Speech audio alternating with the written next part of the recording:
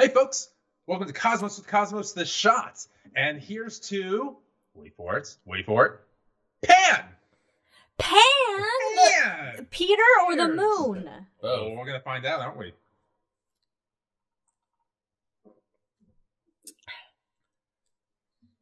I'm going to gain my wits after that. Headphones fall off. So it is in fact not the Peter variety. It is instead the moon. And as we all know, Pan is the moon of Saturn. That is the ravioli moon. Yes, the ravioli moon. That's no moon. It's ravioli. That's a drink. Or is it a pierogi moon? No, it's ravioli. Is it an empanada moon?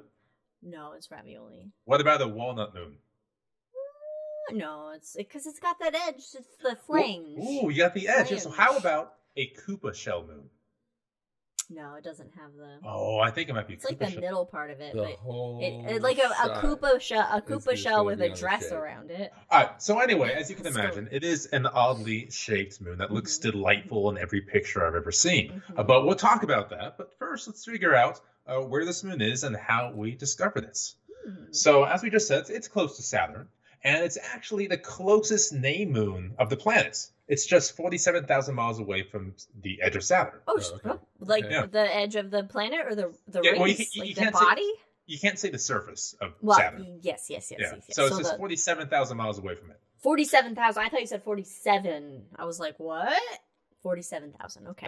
Yes. That's very close. It's still very close. It is. Which, not coincidentally, 47,000 miles is also where the Encke gap is in the rings. Oh, okay. Yeah. Of course. So when you interesting, you'll see about that. Yeah. So when you see pictures of Saturn, you of course see the rings, but these rings, they're not a solid surface. They're not continuous like a record or a CD or a more relevant comparison in the 21st century. There is none. Just a record or a CD. Yeah. Okay. So they're actually broken Frisbee? up. Frisbee? Oh, okay. Yeah. But yeah, so the Frisbee... Tripped up by his own nose. The record, the CD, they're broken up into gaps or divisions, and they each have names. I still think it's a mismark that there is no Joy Division, but that's okay. Oh. So the Encke gap is actually 200 miles wide and is caused by, any guesses? Pan? Exactly. So Pan is what we call a ring shepherd. Not a ring bearer, but a ring shepherd. So these objects... shepherd of trees? That's right. A shepherd of the rings. So these objects, including Pan, they use their greater gravity than the debris that forms around the rings to clear out the paths. So... like little Roombas.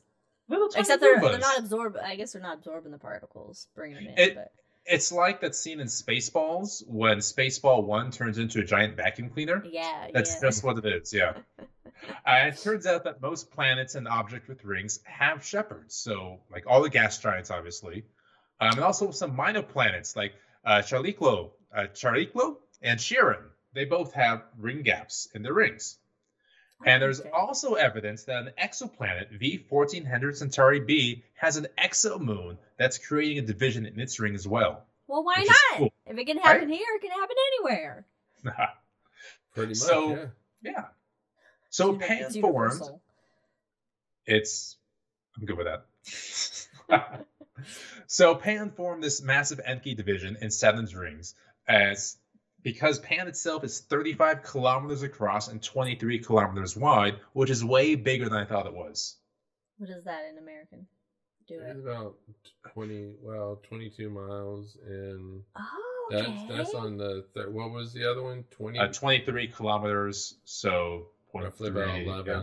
So it's small. It's small, but it's still bigger than I thought. I don't know why I always thought Pan was a little tiny thing, but it's 11 miles and it's way... Yeah, 15 by 20-ish. Okay, all right. It's a big meatball. It's a big ravioli pierogi. So Pan wasn't like... Federico is going to kill us when I know. When he comes to Doug. Anyway. Is he really? That'd be fun. Oh, I know.